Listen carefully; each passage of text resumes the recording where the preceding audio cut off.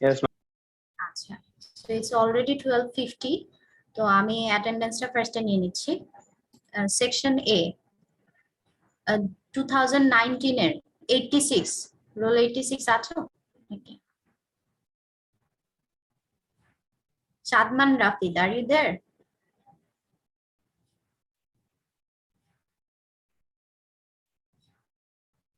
আচ্ছা, absent. Afra,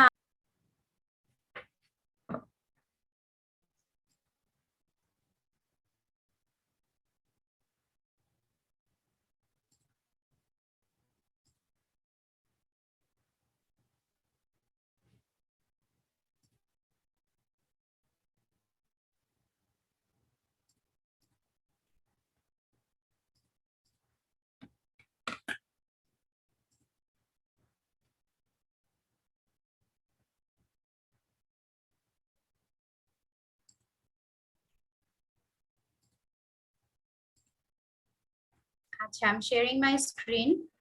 screen দেখা যাচ্ছে? Yes, ma'am.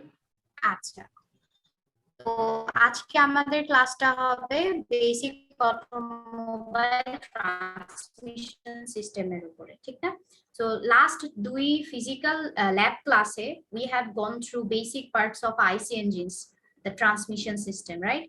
মনে আছে আমরা কি দেখছিলাম? হ্যাঁ, ওইটাই হচ্ছে আমরা ম্যাম আবার রেকর্ডিংটা অন করলে ভালো। হ্যাঁ, আচ্ছা দিচ্ছি। তো ওই ক্লাসে, ফিজিক্যাল ক্লাসে আমরা যা যা দেখেছি, যা যা এক্সপিরিয়েন্স করেছি, সেটাই আমরা আজকে একটু থিওরি দিয়ে ঝালাই করে নিব, ঠিক আছে? ওকে, so our today's class is about basic automobile transmission system. Before that, just to recapitulate, একদম ভেরি বেসিক থেকে শুরু করব যে অটোমোবাইলটা কি জিনিস, কি কি পার্টস থাকে, কি কি সিস্টেমস থাকে। হ্যাঁ, অটোমোবাইলটা কি জিনিস? It's a self propelled vehicle, তাই না? তো এটার বেসিক পার্টস কি কি থাকে? একটা বডি থাকে, যেমন লেটস সে একটা প্রাইভেট কার, এটার একটা বডি আছে না, যেটা অল পার্টস কে হাউজিং করে, সেটা হচ্ছে বডি। তারপর ইলেকট্রিক্যাল সিস্টেম কি হতে পারে? একটা কার্সের যত ধরনের ইলেকট্রিক্যাল কানেকশনস আছে, লাইটস, ড্যাশবোর্ডস এর যত লাইট থাকে, তারপরে ব্যাটারি থাকে টু স্টার্ট দ্য ইঞ্জিন, তাই না? এরকম এসি থাকে, এই সম্পূর্ণ সিস্টেমটাকে একটা ইলেকট্রিক্যাল সিস্টেম দিয়ে কভার করা হয়। তারপরে ব্রেকিং সিস্টেম কি হয়? আমাদের গাড়ি চলছে চলছে, হঠাৎ করে আমাদের থামার দরকার, তো আমরা কিভাবে থামি? আমরা একটা ব্রেক করি, রাইট? সেই ব্রেকিং সিস্টেমটা থাকে আমাদের, বেসিক্যালি শু ড্রাম থাকে, ড্রাম হুইলস গুলোতে। সেই ব্রেকিং সিস্টেমটা আমাদেরকে অ্যালাউ করে যে ওয়াইল মুভিং ফরওয়ার্ড, আমরা যখন চাবো, যখন দরকার, we can stop the car, তাই না? তারপরে স্টিয়ারিং সিস্টেমটা কি থাকে? স্টিয়ারিং সিস্টেমটা একটা গোল একটা চাকার মতো থাকে না সামনে, যেটা যেটা হচ্ছে ড্রাইভার, মানে যেটা দিয়ে ড্রাইভার হচ্ছে অপারেট করে গাড়িটা। তো এই স্টিয়ারিং সিস্টেমটাই আমাদেরকে এনেবল করে আমরা রাইটে যাব, লেফটে যাব, মানে ডিরেকশনটা ইয়ে করে, ঠিক আছে? System is very important in case of যে কাস্টমার তারপর প্যাসেঞ্জার যেই ভেহিকেল গুলো ক্যারি করে। হ্যাঁ, যেমন ভেহিকেল তো বিভিন্ন পারপাসের থাকে, একটা হচ্ছে মালবাহী গাড়ি থাকে, কার্গোস থাকে, অথবা যেমন প্যাসেঞ্জার ভেহিকেল থাকে। তো প্যাসেঞ্জার ভেহিকেলের ক্ষেত্রে ইটস ভেরি ইম্পর্টেন্ট এই যে সাসপেনশন সিস্টেমটা কতটা ভালো। হ্যাঁ, যত দামি গাড়ি হবে, যত বেটার মডেল আসে, সাসপেনশন সিস্টেমটা তত ভালো হয় to ensure the comfort of the passengers. তো সাসপেনশন সিস্টেমটা কিছুই না, অনেক কিছু শক অ্যাবজর্বার থাকে, ঠিক আছে? এই যে একটা অটোমোবাইল রান করছে, এত মেকানিজম, আর আমরা যে রোডস এর উপর দিয়ে চলি, সেই রোডের তো ইরেগুলারিটিস আছে। আর যেহেতু আমরা বাংলাদেশের মানুষ, আমাদের রোডস এর অবস্থা তো আমরা জানি, তাই না? একটা রিক্সায় উঠলে যে পরিমাণ ঝাঁকি লাগে, একটা সিএনজি তে উঠলে যে পরিমাণ ঝাঁকি লাগে, একটা প্রাইভেট কারে উঠলে কি সেই পরিমাণ ঝাঁকি লাগে? লাগে না। and the reason behind this is the suspension system of that private car, ঠিক আছে?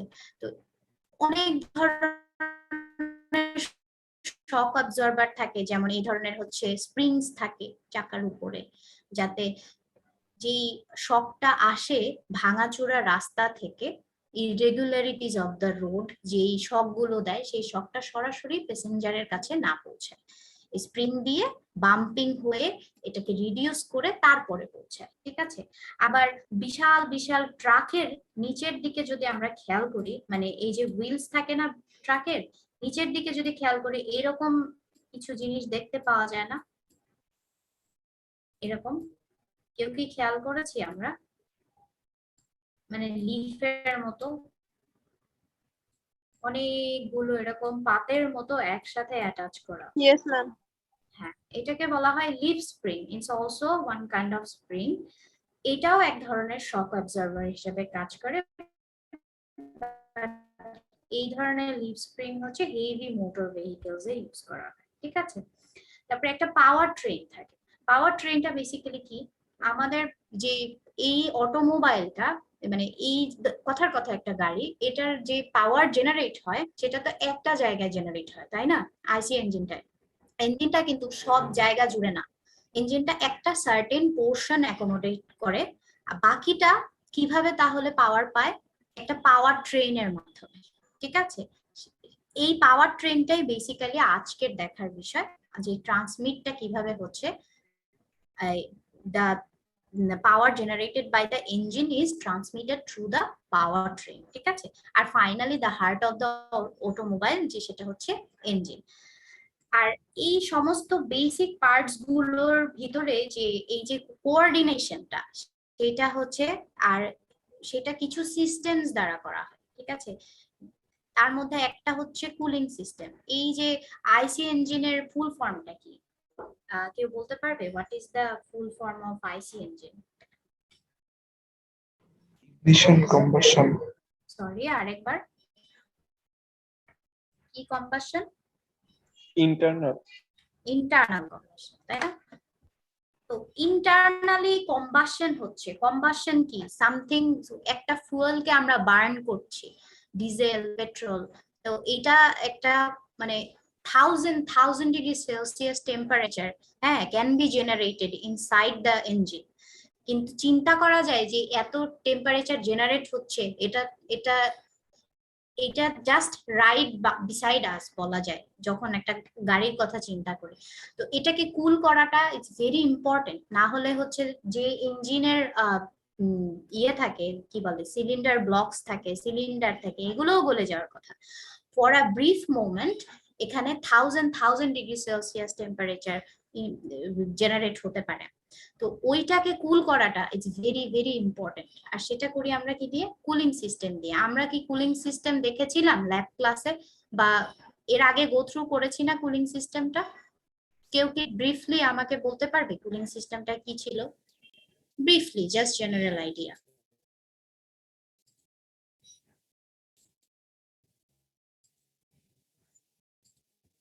আচ্ছা, কেউ বলতে চায় না, আমি বলি তাহলে। আমার মানে এখানে তো সিএসই, তো খুব বেশি বিশদ জানার দরকার নেই, বাট একটা ওভারভিউ অলওয়েজ থাকতে হবে। কারণ হচ্ছে এখনকার মডার্ন ভেহিকেলসে হচ্ছে অটো ড্রাইভিং সিস্টেম চলে এসেছে, সেন্সরস চলে এসেছে। হ্যাঁ, it's not only about the mechanical parts. তো এই অটোনোমাস যে জিনিসগুলো, এগুলো হচ্ছে সিএসিরা কোডিং করে, যাই করে, সবকিছু সিএসির সেক্টরটা, তাই না? তো if you want to do something, মানে কোডিং করতে চাচ্ছ, if you want to control something, you need to know যে ওইখানের মেকানিজমটা আসলে কি, তাই না? খুব বেশি গভীর ভিতরটা না জানলেও চলবে, বাট ওভারভিউ থাকতে হবে। তো কুলিং সিস্টেমটা হচ্ছে, লেটস সে এখানে একটা সিলিন্ডার, এখানে হচ্ছে কম্বাসন হচ্ছে। তো কুলিং সিস্টেমে আমরা কি করি? আমরা একটা ওয়াটার পাম্প দিয়ে পানি দেই টু কুল দিস সিলিন্ডার। এই পানিটা যখন সিলিন্ডারের কন্ট্যাক্টে আসে তখন হিট এক্সচেঞ্জ করে পানিটা গরম হয়ে যায়, সিলিন্ডারটা ঠান্ডা হয়। এই গরম পানিটা তখন আবার একটা কার্বুরেটর, এটা আরেকটা হিট এক্সচেঞ্জারের সাথে হিট এক্সচেঞ্জ করে। সরি, কার্বুরেটর না, রেডিয়েটর। সেটা হচ্ছে গাড়ির সামনে, একদম সামনে আমরা কিছু পাতের মতো দেখতে পাই না, এরকম একটা ওপেনিং এর মতো দেখা যায় না? প্রাইভেট কারের সামনেই বলি, Yes, ma'am.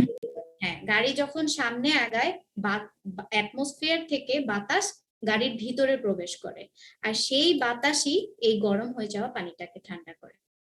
ঠিক আছে, তো ইন সিম্পলার ওয়ার্ডস এটাই হচ্ছে আমাদের কুলিং সিস্টেম। হ্যাঁ, আর ইগনিশন সিস্টেমটা কি? ইগনিশন আমাদের দরকার কেন?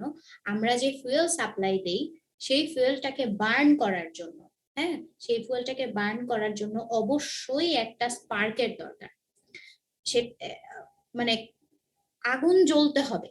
তো এইটা হতে পারে দুই ভাবে, একটা হচ্ছে স্পার্ক ইগনিশন, একটা হচ্ছে কম্প্রেশন ইগনিশন। মনে আছে এসআই আর সিআই ইঞ্জিনের মধ্যে ডিফারেন্সটা কি? Yes, ma'am.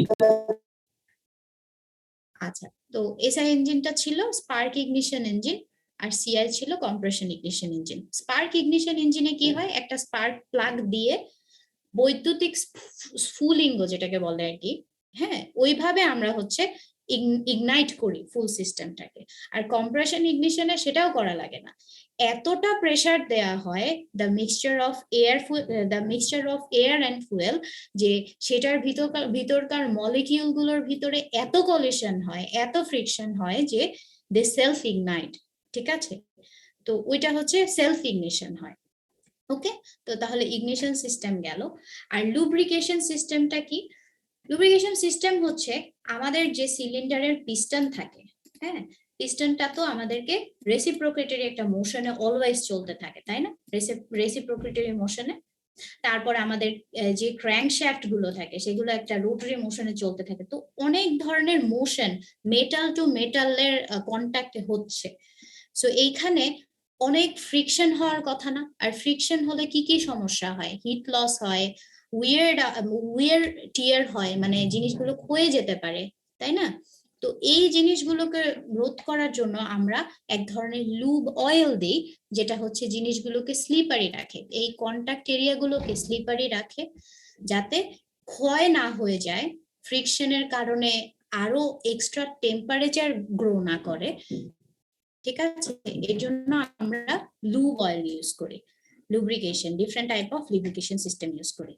এরপরে হচ্ছে fuel system, depending on the requirement, যে কোন ধরনের ইঞ্জিন আমরা চালাচ্ছি। যেমন ডিজেল ইঞ্জিন হেভি কম্প্রেশন, ঠিক আছে, কম্প্রেশন রেশিও অনেক হাই, তো সেই ক্ষেত্রে আমরা ডিজেল ইউজ করি। আবার যেখানে কম্প্রেশন রেশিও কম কিন্তু থার্মাল এফিসিয়েন্সি বেশি, সেক্ষেত্রে আমরা পেট্রোল ইঞ্জিন ইউজ করি। তো ফুয়েল সিস্টেমটাও খুবই ইম্পর্টেন্ট। ফুয়েল না দিলে ইগনিশন হবে না, ইগনিশন না হলে কম্বাসন হবে না, এন্ড কম্বাসন না হলে আলটিমেটলি আমরা রেসিপ্রোকেটরি থেকে রোটারি মোশন পাবো না। ঠিক আছে, আর এক্সস্ট সিস্টেমটা কি? এক্সস্ট সিস্টেমটা ছিল, আচ্ছা, আমাদের দুইটা ভালভ থাকে না, একটা ইনলেট ভালভ, একটা আউটলেট ভালভ। ইনলেট ভালভটা বড় হয়, আউটলেট ভালভটা ছোট হয়, কেন হয় এটা? এটা বলা হয়েছে ল্যাব ক্লাসে।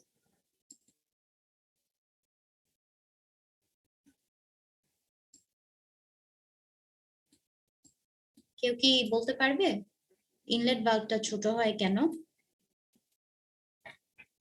ইনলেট ভালভটা বড় হয় কেন আর এক্সস্ট ভালভটা ছোট হয় কেন? ম্যাডাম, এক্সস্ট ভালভটা ছোট হয় কারণ হচ্ছে ওইখান থেকে হচ্ছে আমার যে গ্যাসটা মানে যে এয়ারটা থেকে ওটা বের হয়ে যায়, তো এটা হচ্ছে নিঃসরণের মাধ্যমে সহজে বের করে দেওয়া যায় আচ্ছা, বেশি স্পিডে, এই জন্য হচ্ছে এটা ছোট হয়। আচ্ছা, এটা তো মানে কজটা বলা গেল না, আমি বলি। ইনটেকের সময় কি হয়, আমরা যখন সাকশন করি, মানে যখন পিস্টনটার উপর থেকে নিচে যায়, তখন ইনটেকে অনেক এয়ারই আমরা নেই, ঠিক আছে, একটা সাকশন করে আমরা এয়ারটা নিচ্ছি। কিন্তু যখন এক্সস্ট করি আফটার কম্বাসন, এত প্রেসার থাকে ভিতরে যে এটা ছোট হইলেই হবে, এটার মানে এটা ফোর্সফুলি এয়ারটা বের হয়ে যায়। ঠিক আছে, এটার আর বড় স্পেসের দরকার নাই। হ্যাঁ, যখন বিডিসি থেকে টিডিসি তে উঠে, তখন আফটার কম্বাসন অনেক ফোর্সেই জিনিসটা বের হয়ে যায়। এক্সস্টের জন্য এর জন্য বড় কোনো স্পেসেরও দরকার নাই, এর জন্য ওটা আমরা ছোট রাখি। এখন কথা হচ্ছে এই যে এক্সস্ট সিস্টেম, এই যে বার্ন হওয়ার পরে একটা একটা দূষিত গ্যাস, ঠিক আছে, কম্বাসনের সবচেয়ে বড় ফ্ল কি? সেটা হচ্ছে যে এমিশনটা, একটা বাজে গ্যাস হতে পারে, সেটা কার্বন মনোঅক্সাইড থাকতে পারে, কার্বন ডাই অক্সাইড থাকতে পারে, তারপরে NOx different type of nitrogen oxide, nitric oxide, nitrous oxide থাকতে পারে, সালফার SOx থাকতে পারে। এক্স এর ভ্যালুটা ভ্যারি করে, হ্যাঁ 2 হতে পারে, ডিফারেন্ট জিনিস। তো এই যে বিষাক্ত গ্যাসগুলো, এগুলোকে তো আমরা সরাসরি অ্যাটমসফিয়ারে ছাড়তে পারি না। তো এক্সস্টের আগে কি হয়, কিছু সিস্টেম থাকে, যেমন আমরা কি করি, সেই গ্যাসটাকে সামহাউ ক্যাটালিস্ট দিয়ে, হ্যাঁ ক্যাটালিস্ট জানি আমরা, প্রভাবক পড়েছিলাম না আমরা কেমিস্ট্রিতে। Yes, ma'am. ক্যাটালিস্ট দিয়ে সেই ক্ষতিকর যে গ্যাসগুলো আছে সেগুলোকে লেস থ্রেটেনিং পর্যায়ে এনে তারপর আমরা অ্যাটমসফিয়ারে ছেড়ে দিই। তারপরে একটা মাফলার থাকে, যে এই যে হেভি সাউন্ড হওয়া যাবে না, এই সাউন্ড ওয়েভটাকে ম্যানিপুলেট করে মাফলার দিয়ে তারপর আমরা অ্যাটমসফিয়ারে ছাড়ি। তো এটাও একটা very important part of an automobile, ঠিক আছে, এক্সস্ট সিস্টেম। তো এই গেল আমাদের একদম ফুল একটা ওভারভিউ কি হয় কি না হয় একটা অটোমোবাইলে, ঠিক আছে। তো আজকে যেটা দেখার বিষয় সেটা হচ্ছে হোয়াট ইজ ট্রান্সমিশন সিস্টেম। তো দেখি যে transmission system by means of which are developed by the engine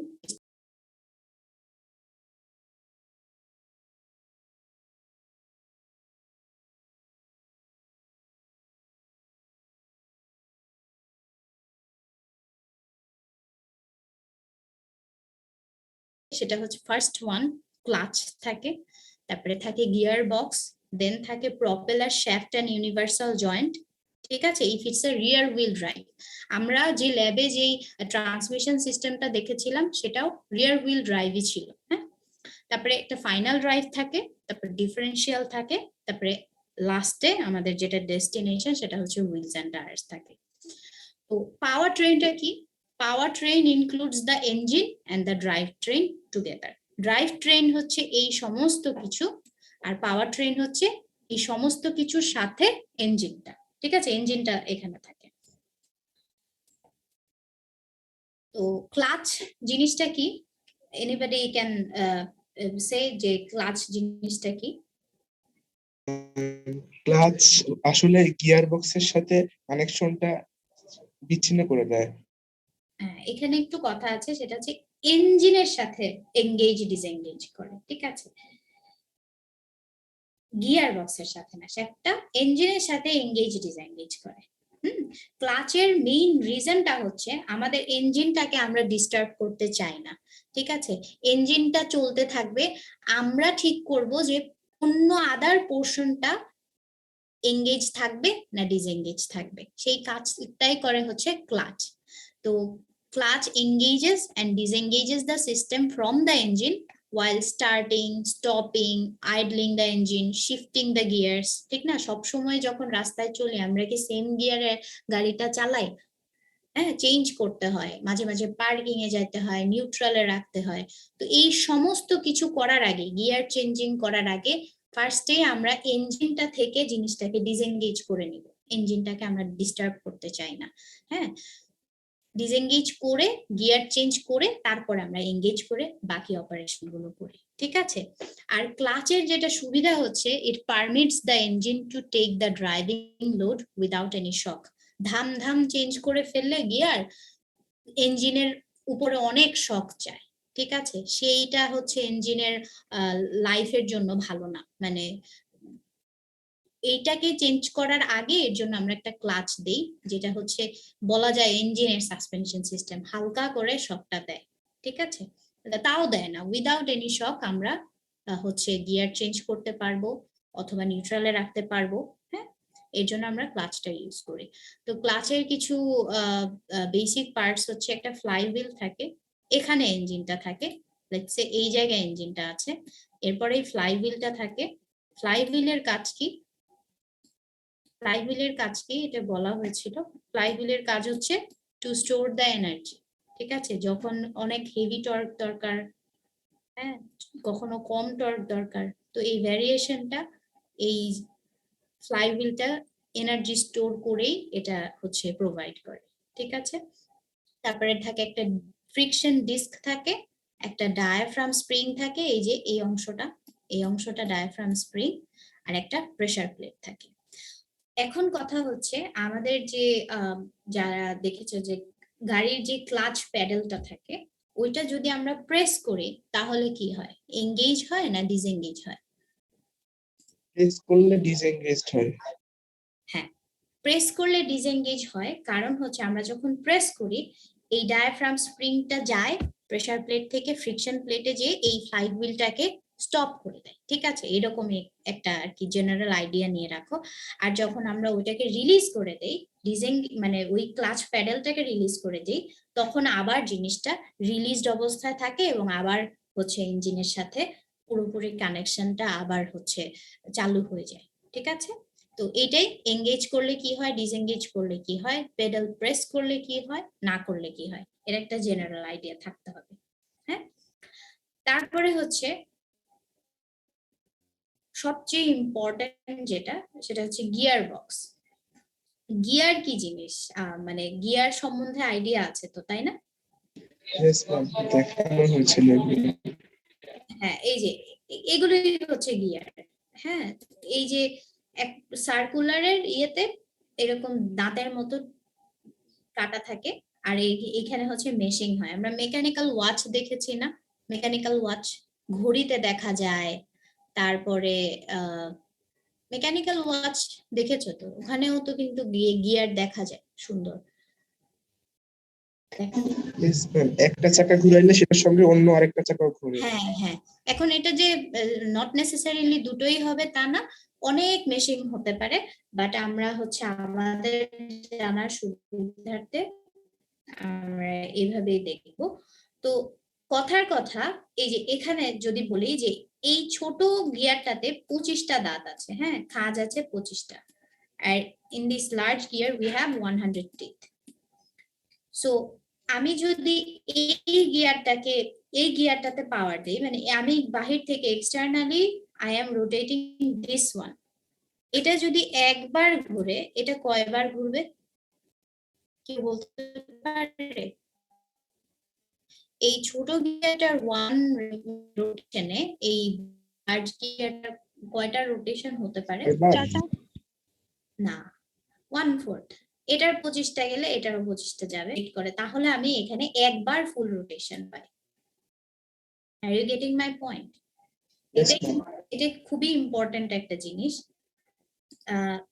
let's say এখানে আমি, আচ্ছা এখানে এই যে আমি যে স্পিড দিচ্ছি, বলতেছি যে আরপিএম, স্পিডের ইয়েটা কি আরপিএম না, ইউনিটটা? আরপিএম এর ফুল ফর্ম কি?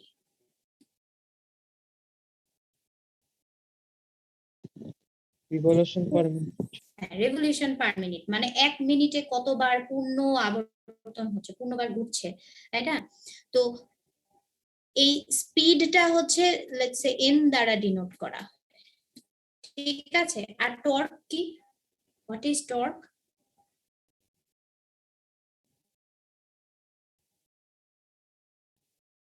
একদম বেসিক ফিজিক্স।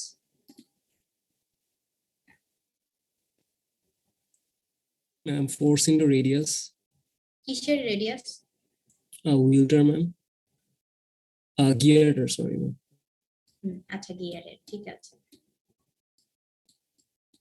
এখন দেখা যাক, এখানে যখন আমার 4 বার ঘুরলো, লেটস সে আরপিএম 4, কথার কথা, এখানে একবার রোটেশন হয়েছে, এটা লেটস সে আরপিএম 1, হ্যাঁ, তাহলে কার স্পিড বেশি? এই স্মলার যে গিয়ারটা সেটার স্পিড বেশি না?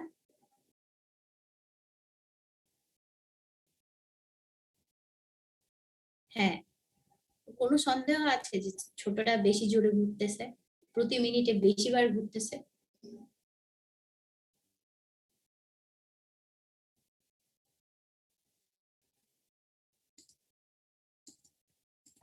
কোনো সন্দেহ নাই যে ছোটটাই বেশি স্পিডে ঘুরছে, ঠিক আছে, আর বড়টা কম স্পিডে ঘুরছে। এখন কথা হচ্ছে ছোটটার তো ডায়ামিটার কম বা রেডিয়াস কম, বড়টার তো ডায়ামিটার বেশি, রেডিয়াস বেশি, তাহলে কি বড়টার টর্কটাও বেশি হবে না? ফোর্স ইনটু আর, বড়টার টর্কটা বেশি হবে না? তো এই সবকিছু বলার পিছনে একটাই মোটিভ ছিল, সেটা হচ্ছে একটা দেখানো, relation between torque and speed, সেটা হচ্ছে torque is proportional to inversely proportional to speed. ঠিক আছে, যেই জিনিসটার স্পিড বেশি সেটা টর্ক কম পাওয়া যায়, আর যে জিনিসটার টর্ক বেশি সেটার স্পিড কম পাওয়া যায়। ঠিক আছে, এই জিনিসটার টর্ক বেশি হবে বিকজ ইটস লার্জার, আর এই জিনিসটার স্পিড বেশি হবে। Is it clear? মানে এই জিনিসটা খুবই বেসিক একটা কনসেপ্ট, আরেকবার বলতে হবে। আরেকবার রিক্যাপ করলে ভালো। আচ্ছা, সেটা হচ্ছে আমরা যখন গিয়ার দেখি, সেটা হচ্ছে স্মল গিয়ারের কথার কথা 4 বার টার্নে এটা একবার ফুল রোটেশন হচ্ছে, তাহলে এটার স্পিডটা বেশি, এটার স্পিডটা কম। আর যেহেতু এটার লার্জার গিয়ার, এটার রেডিয়াসটা বড়, তা বেশি। হ্যাঁ, তাহলে আমাদের এটাই মনে রাখতে হবে যে the relation between torque and speed is inversely proportional. ঠিক আছে, যেটার স্পিডটা বেশি হয় সেটা টর্কটা কম হয়, যেটার স্পিডটা কম হয় সেটা টর্কটা বেশি হয়। এখন এই ক্ষেত্রে দেখা যায় যে ছোট ছোট যেই গিয়ারটা থাকে সেটার তো দাঁত সংখ্যা যেটা সেটা তো কম থাকে অবশ্যই, তো সেটা যত অনেকবার রোটেট করতে হয় to make a full turn off this large gear, তাহলে ওটার স্পিডটা বেশি থাকে। আর টর্কটা ওটার কম থাকে কারণ ওটার রেডিয়াসটা অনেক কম, এটার রেডিয়াসটা বেশি। এখন পাওয়ারের কথায় আসা যাক। পাওয়ার জিনিসটা কি? পাওয়ারের একটা ইকুয়েশন ছিল না ইন্টারমিডিয়েট ফিজিক্সে? পাওয়ারের ইকুয়েশনটা কি ছিল?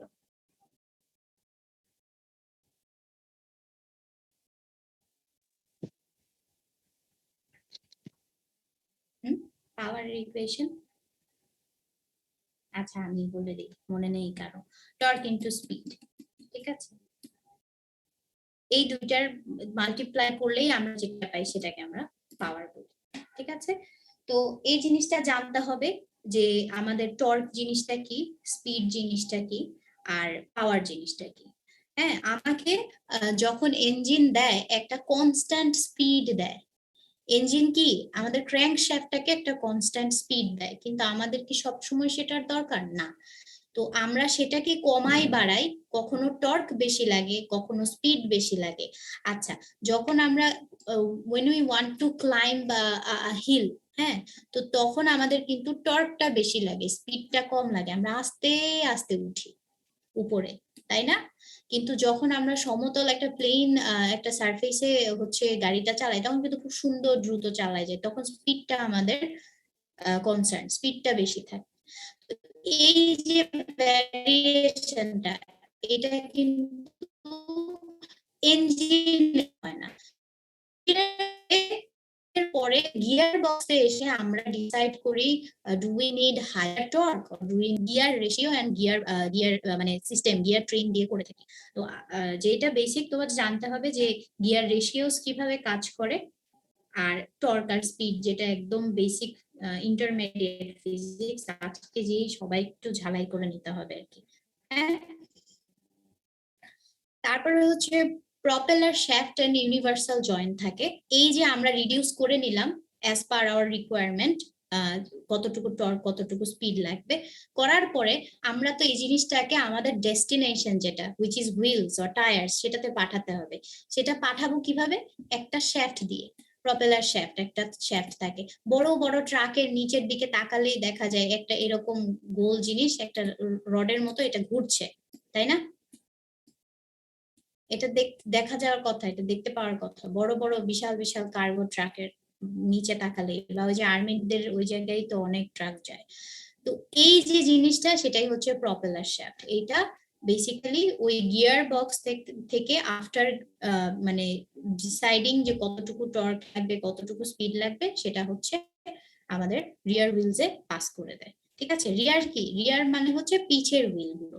হ্যাঁ, আর এইটার সাথে এই যে কানেকশনটা, এই যে রডটা, এটার সাথে ইউনিভার্সাল জয়েন্ট থাকে, দুইটা জয়েন্ট থাকে। এই জয়েন্ট গুলো ফ্লেক্সিবিলিটি দেয়। ঠিক আছে, শ্যাফটটা যদি মুভ করতে না পারতো তাহলে শ্যাফটটার ব্রেক করার মানে এর ভেঙে যাওয়ার পসিবিলিটি থাকতো। তো এর জন্য এই শ্যাফটটাকে একটা ফ্লেক্সিবিলিটি দেওয়ার জন্য এই দুইটা এন্ডসে আমরা হচ্ছে ইউনিভার্সাল জয়েন্টস ইউজ করি। ঠিক আছে, আমাদের হাতে যদি এই এলবো জয়েন্টটা না থাকতো তাহলে কি কোনো ফ্লেক্সিবিলিটি থাকতো না। ওইরকম এলবো জয়েন্টের মতো একটা ইউনিভার্সাল জয়েন্ট থাকে প্রপেলার শ্যাফটে, যাতে যখন রাস্তার ইরেগুলারিটিস আসে, স্পিড ব্রেকারস আসে, তখন যাতে এটা একেবারে ভেঙে না যায়, it can move with the irregularities. ঠিক আছে, আর ফাইনাল ড্রাইভ কি? ফাইনাল ড্রাইভ হচ্ছে এই যে আমাদের পাওয়ারটা আসে, এটা তো একটা প্রপেলার শ্যাফট দিয়ে এইভাবে আসলো, কিন্তু আমাদের হুইলস তো দুই পাশে রাইট অ্যাঙ্গেলে থাকে, তাই না? তো এই রাইট অ্যাঙ্গেলে আবার হচ্ছে ট্রান্সমিট করার একটা ব্যাপার আছে, সেটাই ফাইনাল ড্রাইভ করে থাকে। এই পাওয়ারটাকে it diverts into two sections, like right অ্যাঙ্গেলের মতো করে ফেলে। হ্যাঁ, এটাই হচ্ছে ফাইনাল ড্রাইভের কাজ। আর last but not the least is very important, সেটা হচ্ছে ডিফারেন্সিয়াল। ডিফারেন্সিয়াল কি? It's also a set of gear. ঠিক আছে, এই গিয়ার্স এর সেটটা কি করে? আমাদেরকে এনেবল করে যাতে আমরা দুইটা চাকায় দুই ধরনের স্পিড বা আরপিএম ইউজ করতে পারি। While negotiating a turn, আমাদের outer wheel has to cover larger area than the inner wheel. Let's say আমরা হচ্ছে এখানে এই টার্ন নিচ্ছি, আমার হাতের এটা হচ্ছে let's say আমি রাইট টার্ন নিচ্ছি। ঠিক আছে, রাইট টার্নের ক্ষেত্রে এটা হচ্ছে আউটার হুইল, এটা হচ্ছে ইনার হুইল। তো আউটার হুইলের অবশ্যই it has to cover a larger area, আর এই ইনার হুইলের একটু কম লাগছে। তো এই জিনিসটাকে ব্যালেন্স করতে হবে কিভাবে?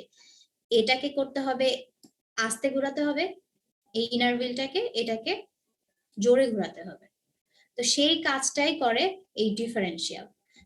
এই যে আমি প্রপেলার শ্যাফটের কথা বলেছিলাম, এটা হচ্ছে প্রপেলার শ্যাফট, এইটা হচ্ছে ডিফারেন্সিয়াল। এই যে ডিফারেন্ট ডিফারেন্ট গিয়ার্স দেখতে পাওয়া যাচ্ছে, দাঁত কাটা আছে, তাই না?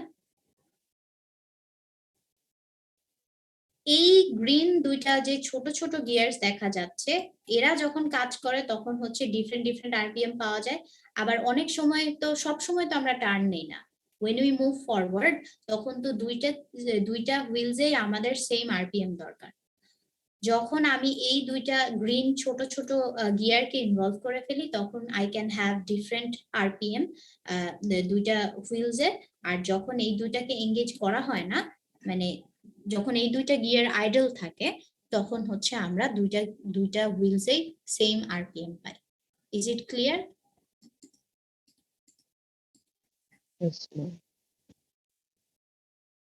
শুনে মনে হচ্ছে না তো ক্লিয়ার।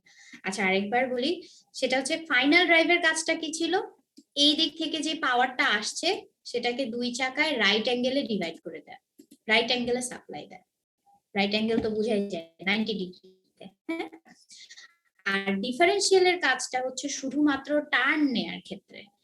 হ্যাঁ, টার্ন নেয়ার ক্ষেত্রে যখন আমাদের ডিফারেন্ট আরপিএম লাগবে দুইটা চাকায়, তখন আমরা ডিফারেন্সিয়াল ইউজ করি। হ্যাঁ, এইটার একদম ডিটেল কনস্ট্রাকশনস জানার আসলে তোমাদের কোনো দরকার নাই, এর জন্য আর কি আমরা স্কিপ করে যাচ্ছি। বাট জেনারেল আইডিয়া হচ্ছে এই স্মল গিয়ার গুলো যখন আইডল থাকে তখন দুইটা চাকাই সেম আরপিএম পাই, যখন এই দুইটা স্মল গিয়ার ইনভলভ হয়ে যায় তখন হচ্ছে ডিফারেন্ট আরপিএম পাওয়া যায়। ঠিক আছে ম্যাম, লাস্ট লাইনটা একটু আরেকবার বলবেন?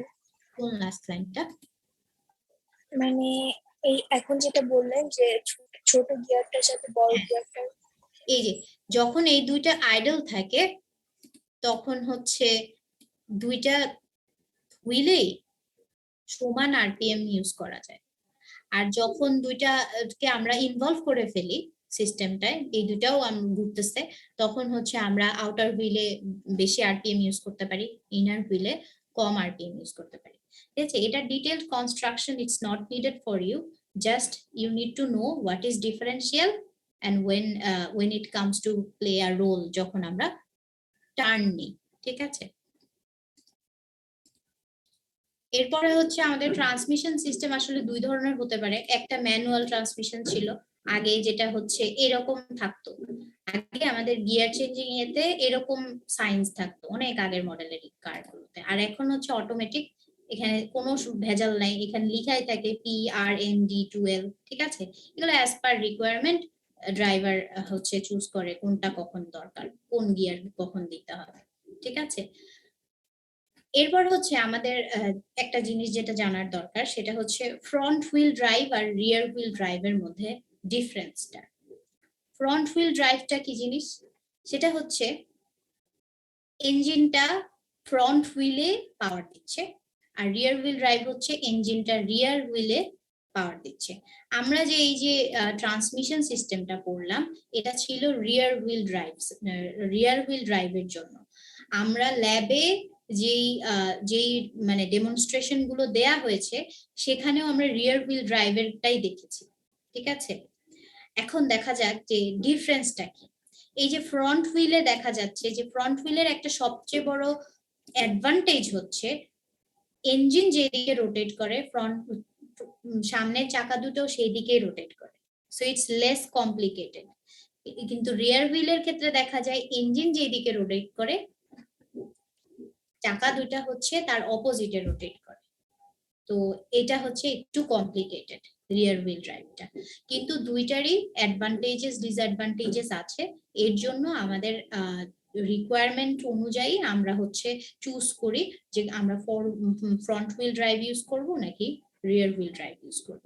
তো দেখি যে দুইটার ইয়েটা কি, মানে কোনটার অ্যাডভান্টেজেস কি কি, কোনটার ডিসঅ্যাডভান্টেজেস কি কি, ঠিক আছে?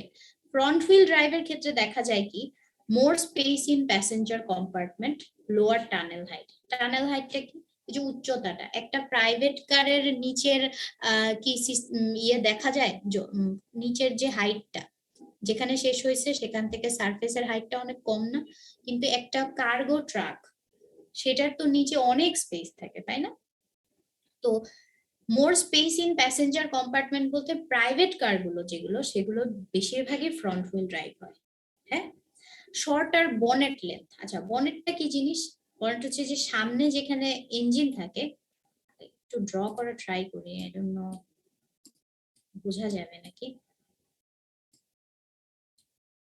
এই যে এইখানে তো ইঞ্জিনটা থাকে, তাই না? এই লেন্থটা হচ্ছে বনেট লেন্থ, ঠিক আছে? এটা শর্টার বনেট লেন্থ থাকে। সিম্পলিফাইড ট্রান্সমিশনটা সিম্পলিফাইড কেন? As wheel engine rotates in the same direction, যেটা আগেই বললাম, and it's compact and lighter construction. যখন ফ্রন্ট হুইল ড্রাইভ হয় তখন রিয়ার হুইল ড্রাইভের জন্য ওই যে ট্রান্সমিশন, প্রপেলার, শ্যাফট, এই জিনিসগুলো অমিট হয়ে যায়, so the construction becomes lighter and compact. Okay, and good steering stability. Why? Because front engine, front steering, front হুইলেই আমরা পাওয়ার দিচ্ছি, তাহলে কি ড্রাইভিং থ্রাস্ট, তারপরে এটাকে কন্ট্রোল করা মোশনটাকে, ইট গেটস ইজিয়ার, ঠিক আছে? তারপরে better grip in banking.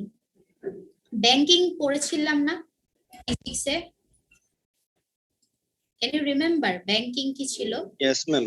Yes, ma'am. Tan theta is equal to V square by RG. না, আমি তো ইকুয়েশন জানতে চাচ্ছি না, I want the general definition or general idea. What is পাশে একটু নিচু হওয়া লাগে।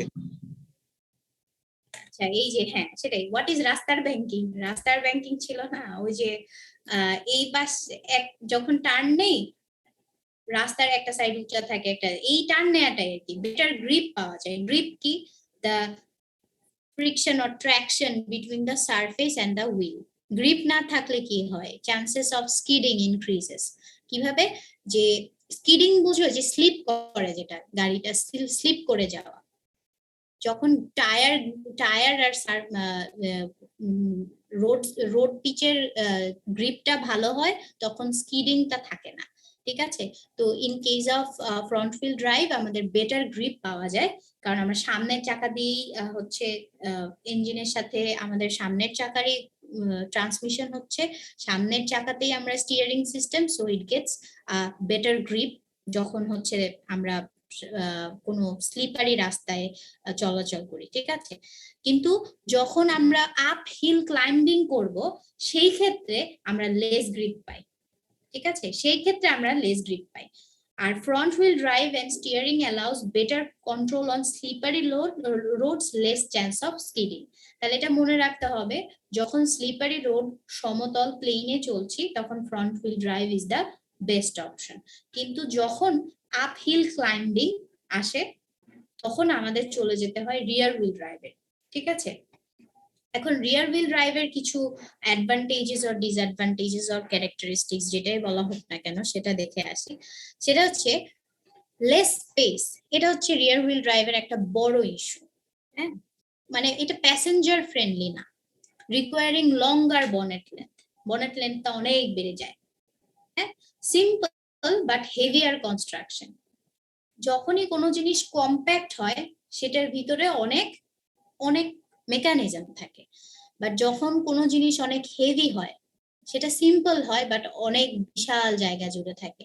আগে যেমন আমাদের টেলিভিশন ছিল, যেগুলো মানে অনেক আগের টেলিভিশন, সেগুলো কিন্তু অনেক সিম্পল কনস্ট্রাকশন ছিল কিন্তু অনেক হেভি ছিল। এখন যখন একটা ফ্ল্যাট স্ক্রিন এসে গেছে সেটার ভিতরে কিন্তু সবকিছু কম্প্যাক্ট অবস্থায়, সেটার মেকানিজম অনেক অনেক জটিল বাট ইটস লাইটার, তাই না? এই ক্ষেত্রেও তাই, এটা সিম্পল বাট হেভিয়ার কনস্ট্রাকশন। আর এটা হচ্ছে বেটার গ্রিপ কখন দেয়, যখন আমরা আপ হিল ক্লাইম্বিং করি, এক্সিলারেশন প্রয়োজন, হায়ার টর্ক প্রয়োজন। হ্যাঁ, and in case of rear wheel grip is lost, steering with front wheel is very difficult, more chance of skidding. এখন কথা, রিয়ার হুইল ড্রাইভে তো সামনের চাকায় সাথে আমাদের পাওয়ার ট্রান্সমিশন হচ্ছে না, পিছের চাকায় হচ্ছে। তো তখন কি হয় যে স্টিয়ারিং তো সামনে, তো এই যে একটা তালমেল বসানো সেটা হচ্ছে রিয়ার হুইল ড্রাইভে ফ্রন্ট হুইল ড্রাইভের চেয়ে একটু কঠিন।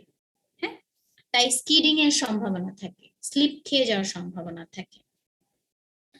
আর সবচেয়ে যেটা হচ্ছে ফোর হুইল ড্রাইভ, আমরা চারটা চাকাই পাওয়ার ট্রান্সমিট করি, সেটা কি এসইউভি গুলোর ক্ষেত্রে, স্পোর্ট ইউটিলিটি ভেহিকেল গুলোর ক্ষেত্রে।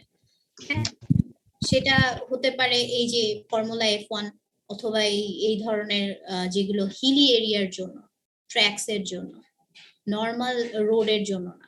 ঠিক আছে, তো সেই ক্ষেত্রে আমরা ফোর হুইল ড্রাইভ ইউজ করি যাতে আমরা একটা কম্বাইন্ড অ্যাডভান্টেজ পাই, ফরওয়ার্ড ফ্রন্ট হুইলেরও আবার রিয়ার হুইলেরও। মোস্ট অফ দ্য কেসেসে দেখা যায় এই ধরনের গাড়িতে আমাদের ইয়ের ক্ষেত্রে মানে কস্টের চেয়ে আমরা ইফেক্টটা কি পাচ্ছি সেটার উপরে কনসেন্ট্রেট করা হয়। ঠিক আছে, এক্ষেত্রে আমরা ফোর হুইল ড্রাইভ ইউজ করে থাকি। তো এটাই ছিল ওভারঅল আমাদের আজকের বেসিক একটা অটোমোবাইল ট্রান্সমিশন সিস্টেমের উপরে লেসন। কারো কিছু জানার আছে? মানে আজকে যা পড়েছে এটার ভিতরে। ফোর হুইল ড্রাইভে কি ইঞ্জিন দুইটা থাকে? এখন এটা আমি আসলে এইটা হয়তো বা যার যার রিকোয়ারমেন্ট আমি জানি না, কিন্তু ফার্স্টে থাকলেও তুমি হচ্ছে রিয়ার হুইল ড্রাইভে ট্রান্সমিশন সিস্টেম দিয়ে পিছেও দেওয়া যায়, আবার ফ্রন্ট হুইল ড্রাইভ দিয়ে সামনের চাকা দেওয়া যায়। ফোর হুইল ড্রাইভের ক্ষেত্রে এই যে হুইল ড্রাইভ জিনিসটা সেটা হচ্ছে basically it depends on the transmission process, engine না আমার জানা মতে না। কিন্তু হ্যাঁ, আবার ফর্মুলা কার্সে হয়তোবা তারা কি করে ডিজাইন করে হয়তোবা বেশি লাগায়, 2 স্ট্রোক ইঞ্জিন লাগায়। হ্যাঁ, এগুলো ডিপেন্ড করে, ইঞ্জিনের ব্যাপারটা এখানে না, এখানে হচ্ছে জাস্ট ট্রান্সমিশনের ব্যাপারটা আছে। ঠিক আছে, you can search the internet to know যে আসলে আরো মাল্টিপল নাম্বারস অফ ইঞ্জিনের দরকার আছে নাকি, কয় স্ট্রোকের ইঞ্জিন ইউজ করা হয়, কি কি ফুয়েল ইউজ করা হয়। হ্যাঁ ম্যাম, আমাদের রোড গুলোতে তাহলে ফোর হুইল ড্রাইভ এটা ইউজ করা হয় না কেন? মানে জেনারেল যে আমরা যে ইউজ করি গাড়িগুলো এগুলো। It's not required. ঠিক আছে, এসইউভি আর প্যাসেঞ্জার ভেহিকেলের মধ্যে অনেক ডিফারেন্স আছে। ফ্রন্ট হুইল ড্রাইভ দিয়েই তো মানে চালানো যাচ্ছে, তাহলে why would I go for four wheel drive, তাই না? ওটা তো আরো কমপ্লেক্স একটা জিনিস। কিন্তু এক্সট্রা সেফটি থাকতো এর জন্য। এক্সট্রা সেফটি ফ্রন্ট হুইল ড্রাইভে এক্সট্রা সেফটি। আমাদের যে সমতল রাস্তা হ্যাঁ, এইগুলোর ক্ষেত্রে তো ফ্রন্ট হুইল ড্রাইভের চেয়ে সেফ আর কোনো কিছুই নাই। ওকে। কারণ এটা বেটার গ্রিপ থাকে আর অনেক প্যাসেঞ্জার কম্পার্টমেন্ট বড় থাকে, মোর স্পেশিয়াস। তারপরে এটার হচ্ছে যে স্টিয়ারিং কন্ট্রোলটা অনেক ভালো থাকে, ঠিক আছে। আর এসইউভির কস্ট অনেক বেশি, এত কস্ট আমাদের এই প্লেন সারফেসে চালানোর জন্য আসলে কেউই প্রেফার করবে না।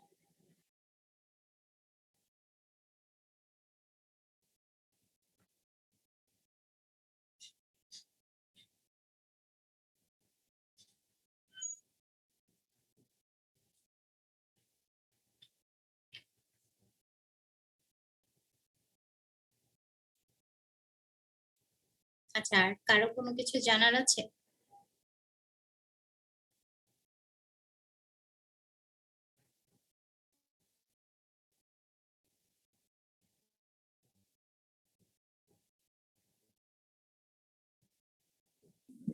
ম্যাম আমি আমার অ্যাটেন্ডেন্সটা মিস করেছি ম্যাম, একটু 10 মিনিটস পরে জয়েন করতে হয়েছে ম্যাম।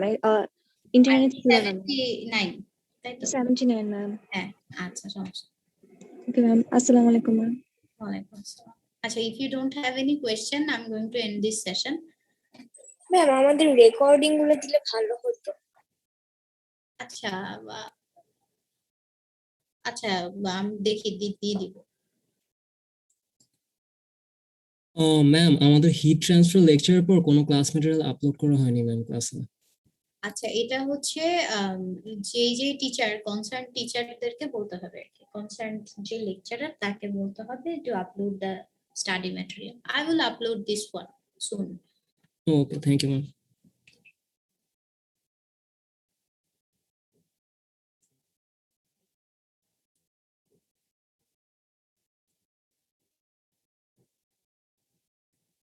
আচ্ছা, আর কারো কোনো কোয়েশ্চেন বা আর কোনো কিছু জানা না থাকলে I'm going to end this session. Thank you everyone. Ma'am kindly একটু রেকর্ডিংটা আপলোড করে দেন। আচ্ছা, I'll try to upload the recording, but you are supposed to take notes. হ্যাঁ, রেকর্ডিং দিলে কি হয় যে ক্লাসে কেউই প্রপারলি কনসেন্ট্রেট করে না, which is very bad. ঠিক আছে, ফিজিক্যাল ক্লাসেও কিন্তু you are supposed to take notes. একবার শুনবে you will remember it, তাই না? So আচ্ছা, I'll try. ম্যাম ক্লাস আমরা করছি কিন্তু মানে অনেক সময় নেটের প্রবলেম হয় তো সেই জন্য। হ্যাঁ, আচ্ছা, আমি প্রিভিয়াস ভিডিওটাও দেখি, সবগুলোই মনে হয় একসাথে আপলোড দেওয়া হবে, যতগুলো ক্লাস হয়েছে। যদি দেওয়া হয় সবগুলোই দেওয়া হবে, আর যদি না দেওয়া হয় তাহলে কোনোটাই দেওয়া হবে না। ওকে,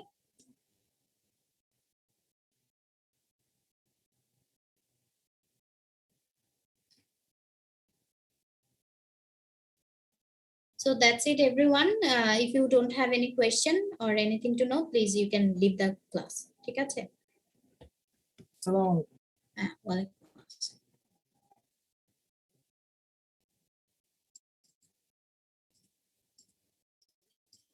আসসালামু আলাইকুম।